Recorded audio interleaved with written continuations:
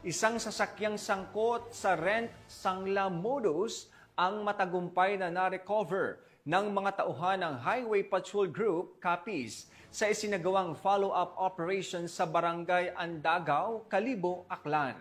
Narito ang report ni Patrolman Mark Roland Feliciano.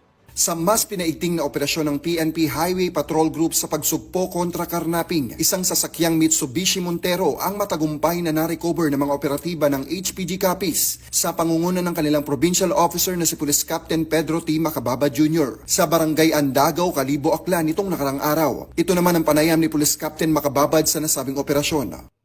Survey ng Sigito Jerusalemo ay nagtungo sa opisina ng Regional Highway Patrol Unit 6 Investigation Section upang itulog ang kanyang reklamo regarding sa kanyang sasakyan na pinarakilahan noong April 2024 sa halagang 45,000 kada buwan. Ngunit ito ay hindi na binayaran at napag-alaman na ang nasabing sasakyan ay isinangla sa isang alias itik sa bandang Kalibo. So agad-agad na nag-conduct tayo ng verification at saka investigation at natuntun natin ang sasakyan sa Kalibo. So agad kami nagtungo sa nasabing lugar kung saan sinanda ang sasakyan.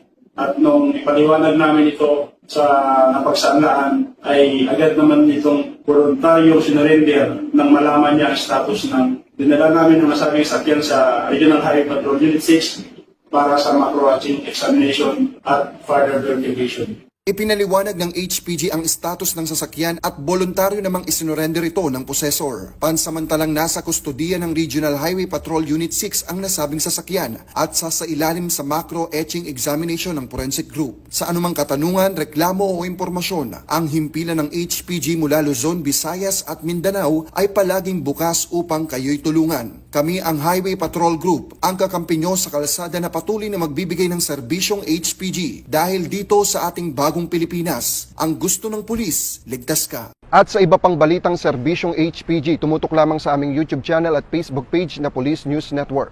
Mula sa tanggapan ng kakampi nyo sa kalsada, ako po si Patrolman Mark Roland Feliciano para sa Police News Network, alagad ng batas, tagataguyod ng balitang pulis.